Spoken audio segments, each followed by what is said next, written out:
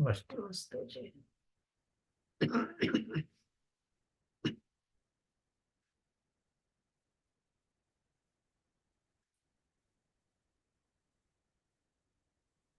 पिछली बार जहाँ हमने विराम लिया था,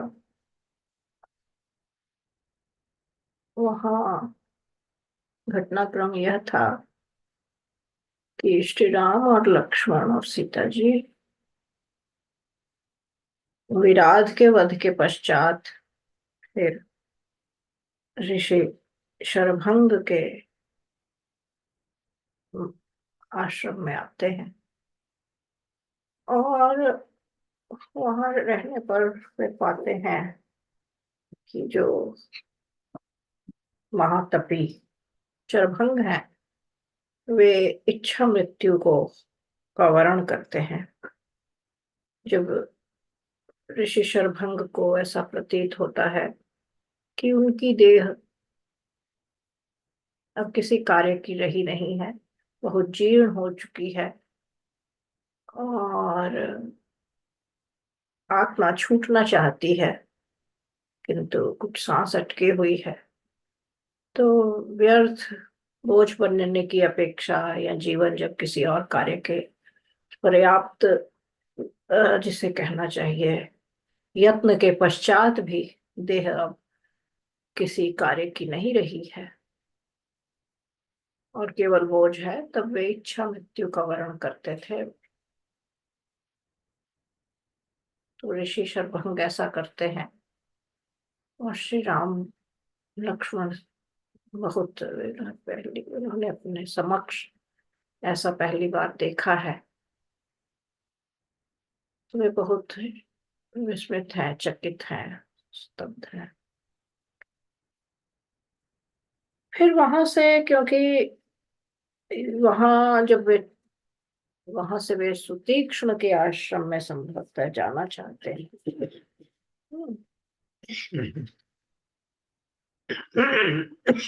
नहीं, श्री राम जब जब ऋषि शरभंग के देह त्याग से पूर्व श्री राम उनसे पूछते हैं कि कौन सा स्थान उपयुक्त है जहां वे रह सके, तब शरभंग उन्हें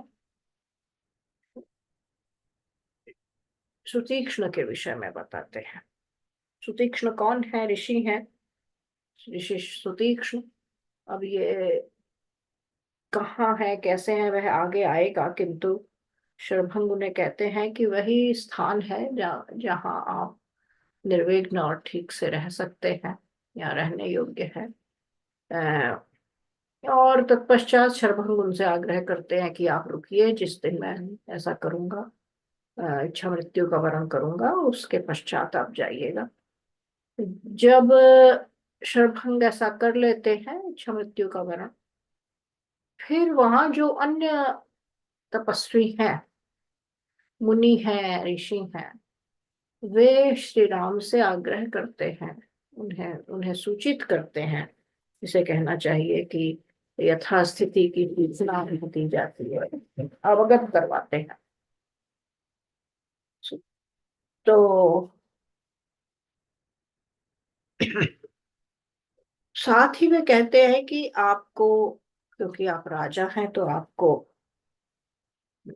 इसका हमारी रक्षा का प्रबंध करना चाहिए, रक्षा के लिए कुछ करना चाहिए, पहल करनी चाहिए, क्योंकि यहाँ बहुत से राक्षस हैं जो ऐसे ऐसे वध कर देते हैं हमारा, जो हम लोग शिक्षा और वेद आदि के पठन पाठन में लगे हुए लोग हैं आश्रमों में।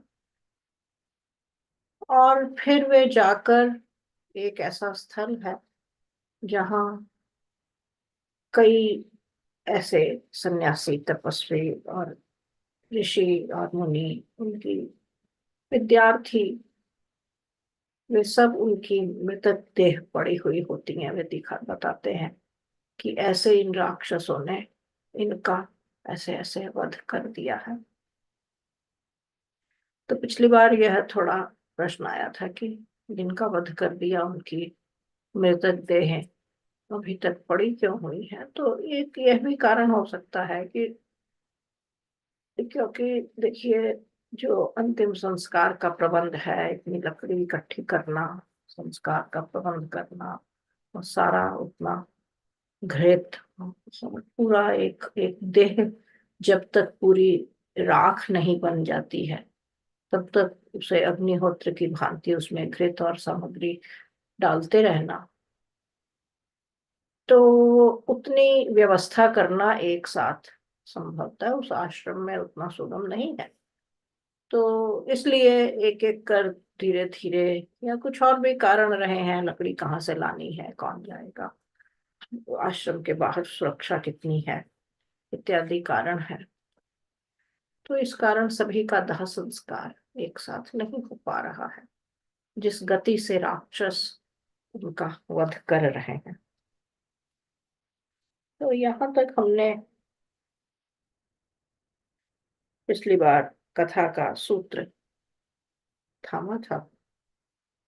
अब हम आगे की कथा पर आते हैं।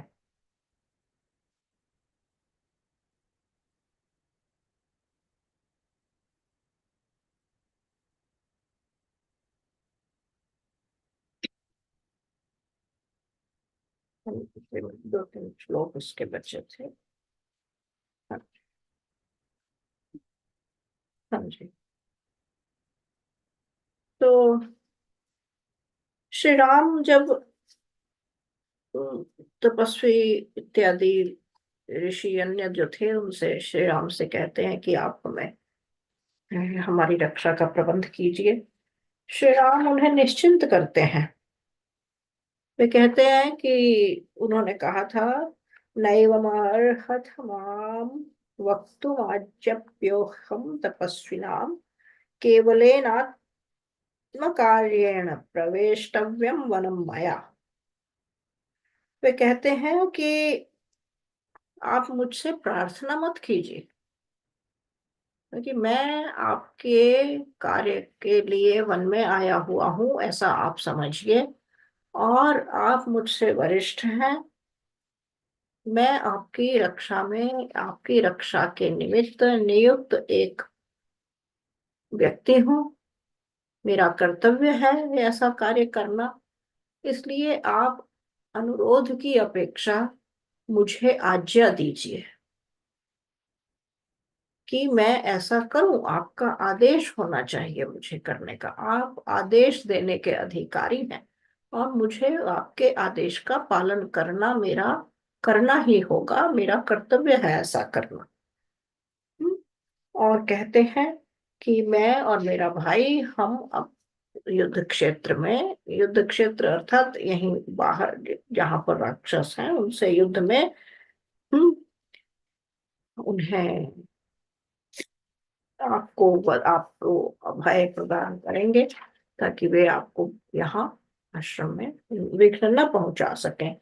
दत्त्वा अभयं चापि तपोधनानां धर्मे धृतात्मा सह लक्ष्मणेन तपोधनैश्चापि सभाज्यवृत्तः सुतीक्ष्णमेवाभिजगाम वीरः।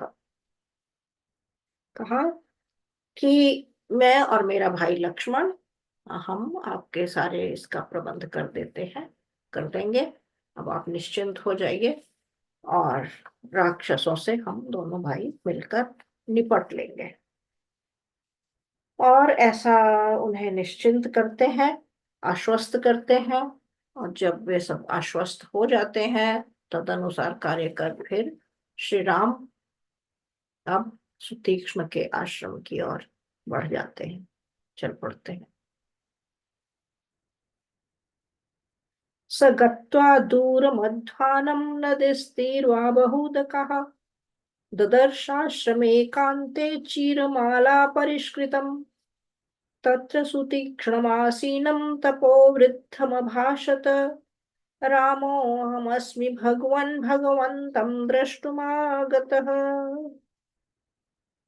सा निरीक्ष्य ततो वीरं रामं धर्मभृतां वरं समाश्लिष्य च बाहुभ्यामिदं वचनम् अब्रवीत्। स्वागतं खलु ते वीर राम धर्मभृतां वर आश्रमोऽयं त्वयाक्रान्तः सनाथ इव साम्प्रतम्। प्रतीक्षणमास्त्वामेव नारोहे हम महायशः देवलोकमितो वीरदेहं त्यक्त्वा महीतले। अयमेवाश्रमो राम गुणवान् रम्यतामिह। तत् श्रुत्वा वचनं तस्य रामो वचनम् अब्रवीत्।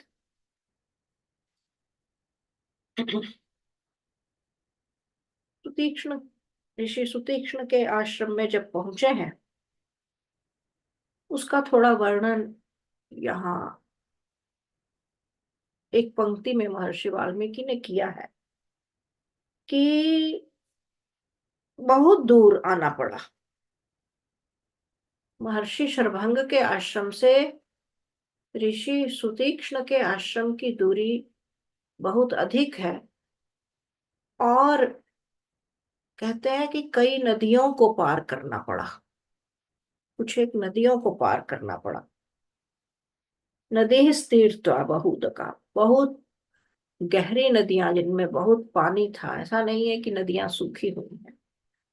हम्म। श्री राम वहां पहुंचते हैं और देखते हैं बिल्कुल एक, जिसे कहना है ददर्श, ददर्शम ददर्श आश्रम एकांते, कि एकांत में। ऐसा नहीं है कि उसके आसपास कुछ और है या भीड़ भड़क्का है, या ऐसे तो वन बहुत गहन है, हम जान ही चुके हैं। किंतु फिर भी ऐसा एक आश्रम के पास थोड़ी दूरी पर दूसरा आश्रम हो, या कुछ अधिक लोग उस आश्रम में, बड़ा आश्रम हो तो कुछ अधिक लोग हैं, थोड़ा गतिविधि, जैसे हमने पहले देखा था जब भारद्वाज भरद्वाज मुनि के आश्रम में श्री राम पहुंचे थे, तो वहां लोग अधिक थे, थोड़ी गतिविधि दिखाई दे रही थी। किंतु यहाँ उन्होंने कहा कि यह एकदम एकांत में बना हुआ आश्रम है, और ऋषि शरभंग के महर्षि शरभंग के आश्रम से बहुत दूरी पर है, क्योंकि वहां आने के लिए श्री राम, लक्ष्मण और सीता जी को कई नदियों को पार करना पड़ा है। ऐसे तो यहाँ नदी तीर्थवा है, तीर्थवा कहते हैं तैर कर। तो लेकिन तैर कर ऐसा नहीं है कि स्वयं, यदि आप नौका के माध्यम से भी ऊपर तैरे हैं, तो हिंदी में तैरने का अर्थ बहुधा अम, जिसे कहते हैं तैराकी से ही होता है। लेकिन संस्कृत में तैर कर जब कहते हैं तीर्थवा, उसका अर्थ होता है जैसे, क्योंकि नौका भी पानी पर तैरती है, तो यदि आप नौका के माध्यम से भी आए हैं, आपने नौका का निर्माण कर लिया और उसकी सहायता से आपने नदी पार की है, तो उसे भी तैर कर ही पार करना कहा जाएगा। तो यहाँ यह स्पष्ट नहीं है। तो वे कहते हैं कि आश्रम को देखा। आश्रम जो था वह बड़ा अलंकृत है, चीरमाला परिष्कृतम, अर्थात बहुत सारी फूलों की जो मालाएं थी, उनके माध्यम से उसे सजाया गया था पुष्प मालाओं से। हम्म। फिर कहते हैं कि आश्रम में तथा सुतीक्ष्ण आसीनम, सुतीक्ष्ण ऋषि सुतीक्ष्ण जो है वे बैठे हुए हैं। तपोवृद्धम अभाषत, तपस्वी सुतीक्ष्ण जो है वे बैठे हुए हैं। श्री राम उन्हें देखते हैं, उनके समीप जाते हैं और जाकर कहते हैं कि रामो अहम अस्मि भगवान। देखिए यह भगवान शब्द, अर्थात हे भगवान सुतीक्ष्ण। भगवान का अर्थ परमेश्वर, परमात्मा, जिसे कहते हैं जो सृष्टि को बनाने, चलाने, निर्माण करने और पालन करने वाला नहीं होता है केवल। भगवान शब्द, भगवान और भगवान संबोधन या भगवान शब्द रामायण में कई बार आया है, कई ऋषियों के साथ, भगवान वशिष्ठ और इत्यादि इत्यादि। किंतु श्री राम के साथ कभी श्री राम ने सदा, ऋषियों के लिए यह भगवान शब्द प्रयोग हुआ है, लेकिन भगवान शब्द श्री राम के साथ प्रयोग नहीं हुआ, क्योंकि भगवान शब्द केवल सन्यासी जो तपी तपी हैं, जो महर्षि हैं, केवल उनके लिए भगवान विशेषण है। तो वे यहाँ श्री राम से कहते हैं श्री राम कहते हैं ऋषि सुतीक्ष्ण से कि हे भगवान, मेरा नाम राम है, और भगवंतम द्रष्टुम आगतः, कि मैं भवंतम, कि भवंतम यानी आपको, द्रष्टुम यानी देखने के लिए, मैं आपके दर्शन का अभिलाषी हूँ, आपके दर्शन के लिए यहाँ आया हूँ। और फिर ऋषि सुतीक्ष्ण क्या करते हैं, वे जब श्री राम को समक्ष पाते हैं, वे अपने दोनों भुजाओं में उन्हें भर लेते हैं, गले से लगाते हैं, और फिर कहते हैं कि आप पहले उनका स्वागत करते हैं। वे कहते हैं कि आपका बहुत बहुत स्वागत है, और फिर एक बात कहते हैं कि यह जो आश्रम था, यह जैसे अनाथ जैसा था, आपके आने से यह आश्रम सनाथ एवं संप्राप्तम, जैसे सनाथ हो गया है, क्योंकि इसकी जब रक्षा करने वाला संभवतः वही कारण है, क्योंकि जिस प्रकार का आतंक राक्षसों का है वहां, जैसा हमने पिछले बार 2 बार में देखा है, विराट के साथ जो घटना घटी, फिर जब ऋषि शरभंग ने देह त्याग किया वहां, और अब यहाँ तीसरे स्थान पर आए हैं यहाँ। तो इस गहन वन में, जिसे दंडकारण्य कहा गया है, इसमें श्री राम जहां जहां पड़ाव ले रहे हैं, वहां वहां के आश्रम स्थल, शिक्षा स्थल, और महर्षियों के, महर्षि, विभिन्न महर्षियों के जो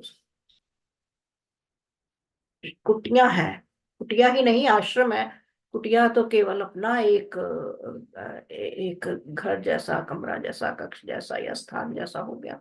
आश्रम का अर्थ है कि अन्य भी अनेक लोग वहां निवास करते हैं। तो ऐसे सभी स्थलों पर उनका राक्षसों का आतंक बहुत है। और श्री राम, क्योंकि इक्ष्वाकु वंश के हैं, इक्ष्वाकु वंश जो है चक्रवर्ती सम्राटों का वंश है, महाराज दशरथ चक्रवर्ती सम्राट थे, श्री राम भी उसी पद पर हैं। तो वे, उनके आने से वे कहते हैं आप आ गए, तो मान लो ऐसा हो गया कि जैसे इस अनाथ आश्रम के, यह अनाथ आश्रम जैसे कि सनाथ हो गया हो। और फिर जैसा अभी ऋषि शरभंग के साथ हुआ था, वे कहते हैं कि मुझे संभवतः उन्हें सूचना मिली है, या जैसे भी है, कि आप ही की प्रतीक्षा के कारण मैंने, जैसे मैं आप ही की प्रति, कहते हैं ना कि मेरी आंखें तुम्हें ही देखने को तरस रही थी, हिंदी में कहते हैं ना, तो कहते हैं कि मैं आप ही की प्रतीक्षा में था, अन्यथा मैं तो कब का देह त्याग कर चुका होता, प्राण मेरे जा चुके होते। तो श्री राम अब आगे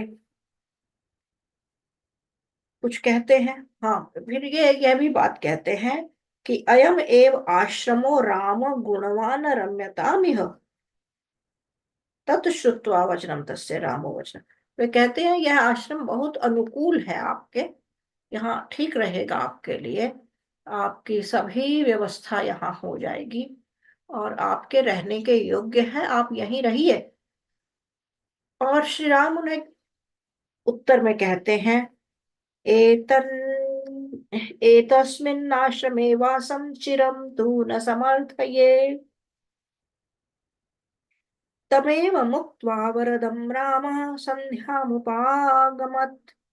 ततः शुभं तापस भोज्यमन्नं स्वयं सुतीक्ष्ण पुरुष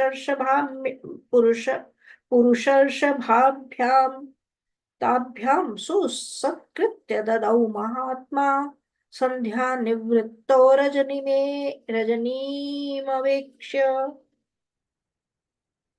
यहाँ मूलतः अब उनका यह संवाद होता है, ऐसा नहीं है कि श्री राम पहुंचे हैं, पहुंचते ही एकदम यह बात हुई 5 मिनट के अंदर और सब हो गया है।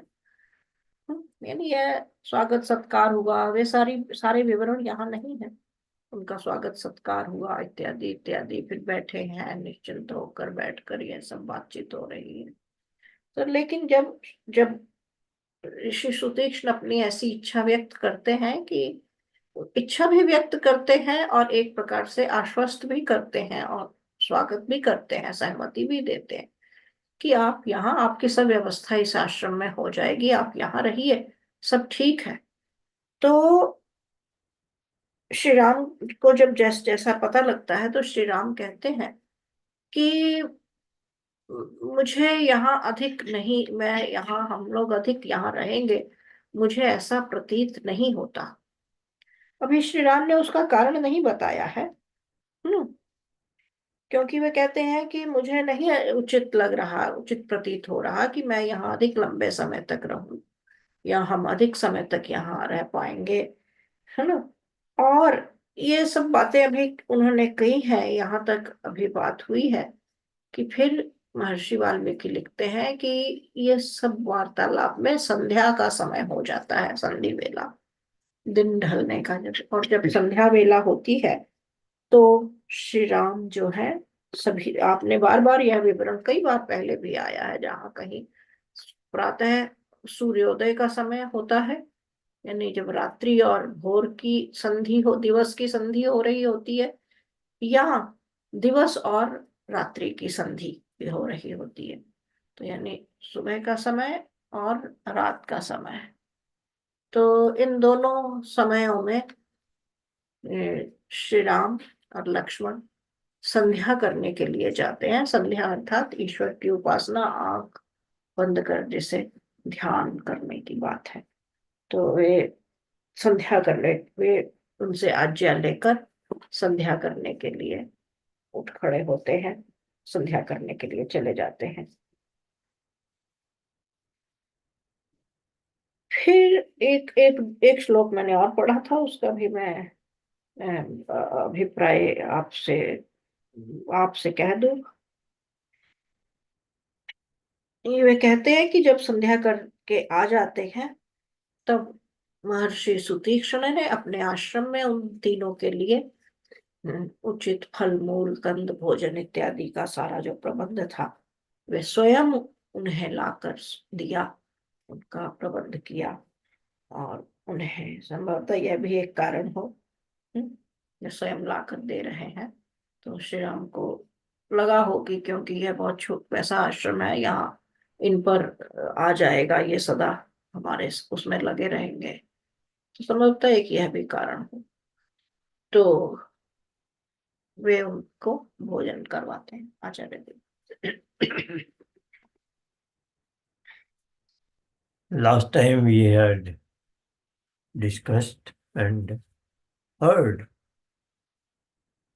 the journey of Sri Ram with his wife Sita and brother Lakshman to an ashram of Rishi Sarabhanga, and where that was very unexpected for them, but they witnessed how he decided to enter into a fire, a flame, and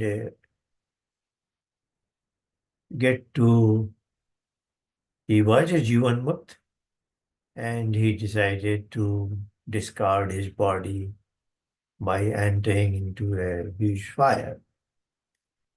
That was an eye-opener for them. They had never seen such an event, and they spent the night. And then the others, there were all kinds of scholars there. They described how they are being persecuted and harmed, even killed by the Rakshas. Number of people living in the surrounding deep forest. And they urged him to give some sort of a protection because he is from the royal family And they explained to him, it is your duty. So they urged in so many words. In response, Ram says, you need not urge and request me for this. You can very well give me a command. And I will, of course, do my best in this direction. So he assures them that he will take care of their protection, and as long as he is there, he understands his duty. And then he takes leave. Rishi Sarvang had already described to him the ashram of Sutikshana, another Rishi, and how to follow the Iva Mandakini, etc., etc. So next morning, the three of them proceed further. And now we just heard Maharishi Valmeeki describing three of them entering into another ashram of Rishi Sutikshana.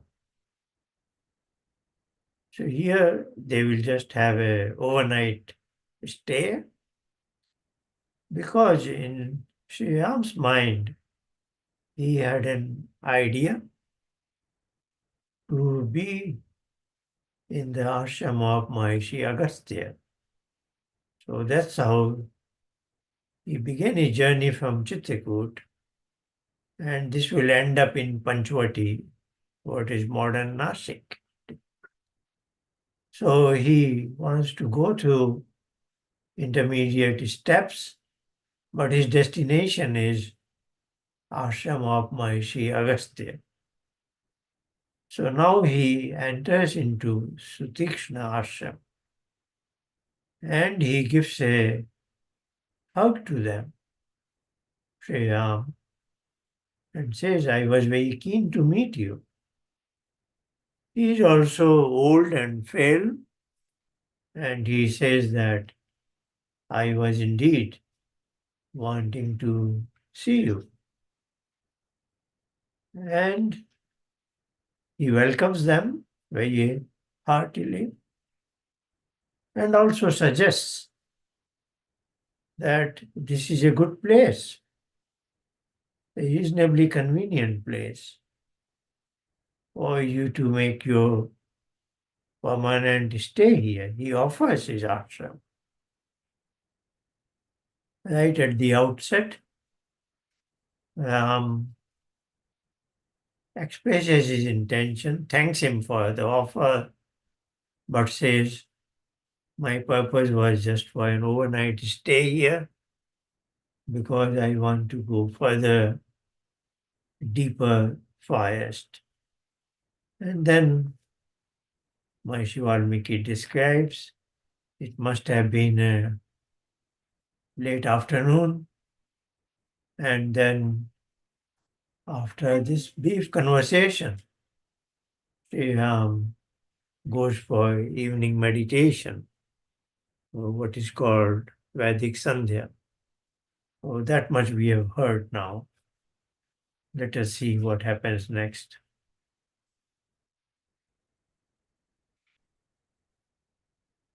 जब संध्या से वे वापस लौटे तो ऋषि सुतीक्ष्ण ने उनके भोजन का प्रबंध किया।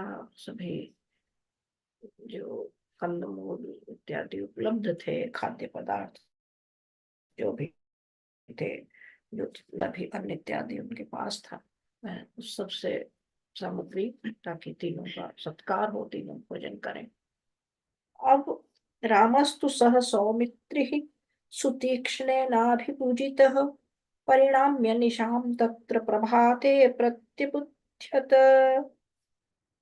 उत्थाय तु यथा कालं राघवः सह सीतया उपास उपास्पृशत् सुशीतेन जलेनोत्पलगन्धिना अथ ते अग्निं सुरांश्चै वैदेही रामलक्ष्मणौ काल्यं विधिवद् अभ्यर्च्य तपस्वी शरणे वने उदयन्तं दिनकरं दृष्ट्वा विगतकल्मषः सुतीक्ष्णम् अभिगम्येदं लक्ष्मणं वचनम् अब्रुवन् सुघोषिता स्म भगवंस्त्वया पूज्येन पूजितः अविश्य ह्यतपो यावत् सूर्यो नातिविराजिते तावदिच्छामहे गन्तुमित्युक्त्वा चरणौ मुनेः ववन्दे सह सौमित्रिः सीतया सह राघवः तौ संस्पृशन्तौ चरणावुत्थाप्य मुनिपुङ्गवः गाढमालिङ्ग्य सस्नेहम् इदं वचनम् अब्रवीत् अरिष्टं गच्छ पन्थानं राम सौमित्रिणा सह सीतया चानया सार्धं छाययेवानुवृत्तया। जब ऋषि सुतीक्ष्ण उन्हें फल फूल और भोजन आदि दे चुके तो रात्रि हो जाती है सब उससे निवृत्त होने में, और फिर वे सभी रात्रि शयन के करते हैं वहीं आश्रम में। रात्रि शयन के पश्चात बहुत भोर होने पर तीनों उठते हैं समय समय अनुसार, और श्री राम और सीता जी वहां, महर्षि वाल्मीकि लिखते हैं कि कमल जल का एक तालाब है कमल पुष्पों का, तो उस कमल पुष्पों वाले कमल की सुगंध से भरे हुए उस तालाब में ठंडा पानी है जहाँ, उसमें श्री राम और सीता जी स्नान करते हैं, और फिर लक्ष्मण के साथ मिलकर तीनों अग्निहोत्र, उन्होंने प्रार्थना की, ईश्वर प्रार्थना फिर से करते हैं वैदिक संध्या की, जैसे अभी बात हुई पिछली संध्या को, वैसे ही अब अगली संधि वेला है। अभी वैदिक संध्या ही नहीं, अग्निहोत्र का नियम होता था, तो उन्होंने उसी प्रकार अग्निहोत्र किया, प्रार्थना की, ईश्वर उपासना की। और जब सूर्य दिखाई देने लगा, भोर हो गई, भोर के बाद दिन निकल आया, चढ़ गया, सूर्य प्रकट हो गए, तो अब श्री राम ऋषि सुतीक्ष्ण के पास जाते हैं पुनः, और बड़े आदर पूर्वक उनसे कहते हैं कि यह हमारा सौभाग्य है कि आप जैसे ऋषि तुल्य व्यक्ति ने हमारा अभिनंदन, हमें आदर पूर्वक हमें यहाँ पर रखा, ठहराया और अपना स्नेह दिया, तो हम यहाँ बड़े अच्छी तरह से रहे, हमने कुछ समय यहाँ बिताया। पर अब इससे पहले कि सूर्य बहुत चढ़ जाए और इसके सूर्य की गर्मी जो है ना, एक शब्द आता है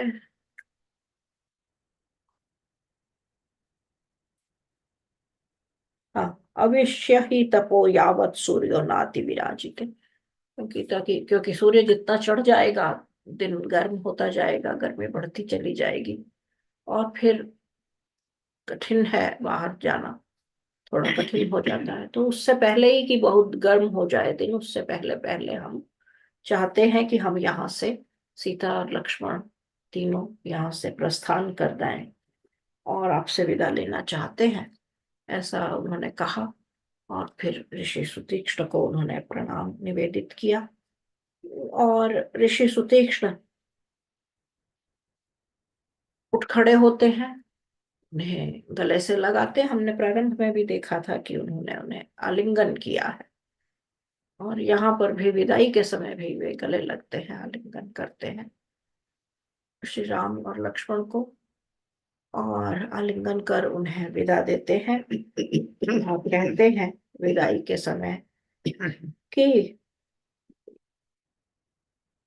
छाया की भांति ये जो सीता है आपकी धर्मपत्नी, ये आपका छाया की भांति आपका अनुसरण करने वाली है, और छाया की भांति अनुसरण करने वाला आपका भाई लक्ष्मण आपके साथ है, और इन दोनों के साथ आपकी आगे की यात्रा सुखद हो, यही मेरी कामना है।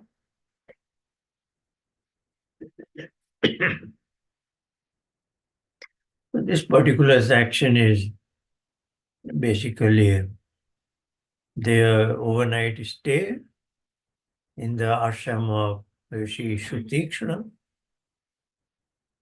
And this gives an idea of Sri Ram's typical daily routine. As we just now heard slightly earlier, having reached there, once it was evening hour, he went for his meditation. And now they had food brought by Rishi Sutiksha himself, and then went to sleep. And very interesting, even before sunrise, Maharishi Valmeeki is saying that they woke up, took a bath, probably in a water pond with lotus flowers on it,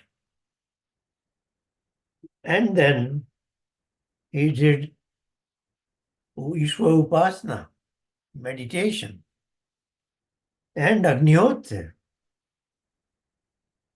before the sunrise. So he has taken his bath, not only he, three of them. Meditation practice, not practice, this must have been their very high quality meditation, Ishwar Upasana, as well as Agnihotra, before the onset of sunrise. And previous evening he did meditation also, Sandhya. There the word was Sandhya, and here he is saying Vidhivad Abhyachaya, both meaning the same thing. Then they again appear before Rishi Shutikshna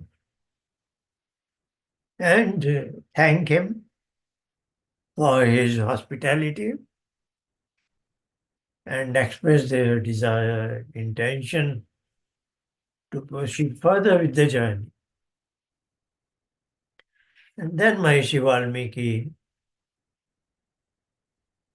he had earlier also, at the time of on the previous day, to welcome, he had said that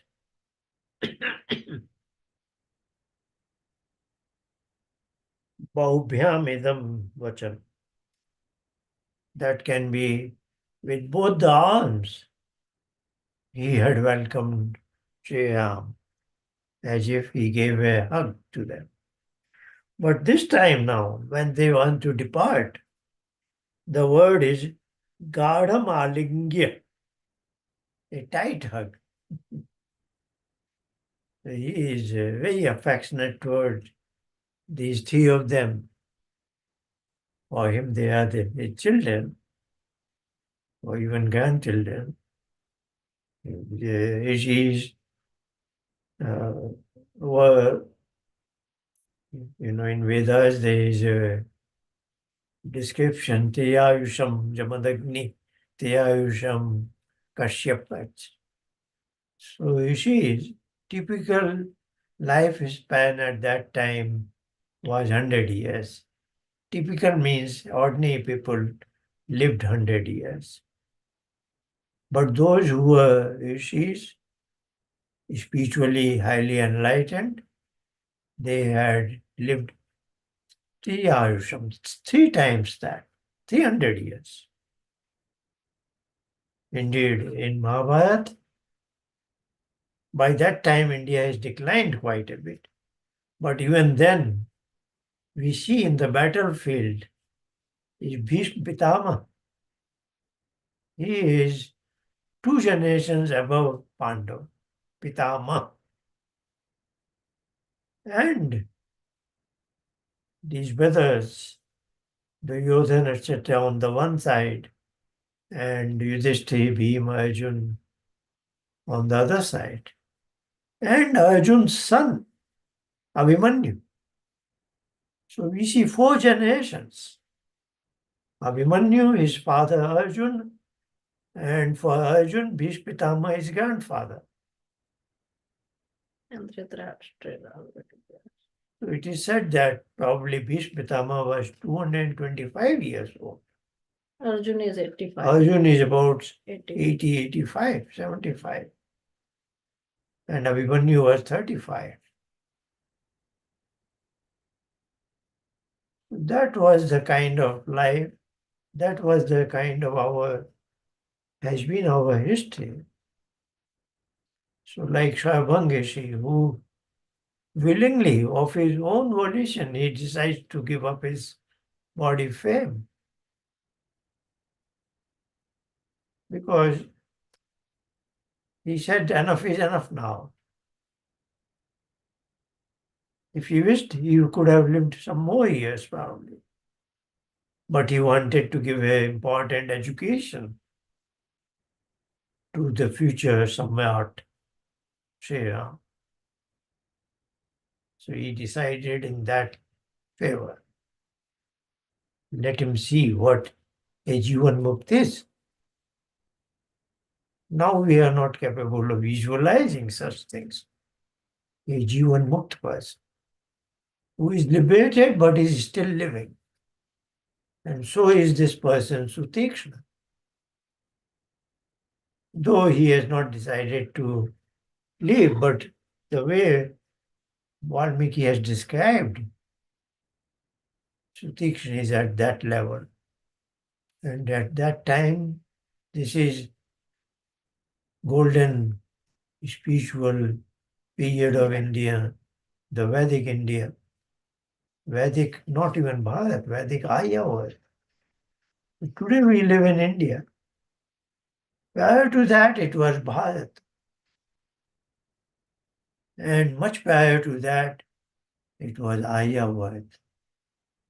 This is a description of Arya world. So to Tikshna now, filled with deep love and affection for the 3 children, namely Ram, his wife Sita, and Lakshman. He had offered his hospitality for a long time. He wished it. But now he is not angry because he is at that level where what is called Sthitprajya. You are just there at equanimity. You don't fluctuate. You are at the same level. So his love and affection is not diminished, even though his offer was rejected, not accepted. Because he has in his mind to go further, deeper forest, and he has already promised that he will get rid of Acharyas. So he wants to go to a long journey and clear the fields from bad elements. So he wants to take leave, but this person gives them a tight hug. And then in his last words, he blesses them. And his blessing is also interesting. He doesn't say, your wife Sita. He says, your better half, who is always with you like a shadow. Because how many women will accompany their husband for 14 years forest exile?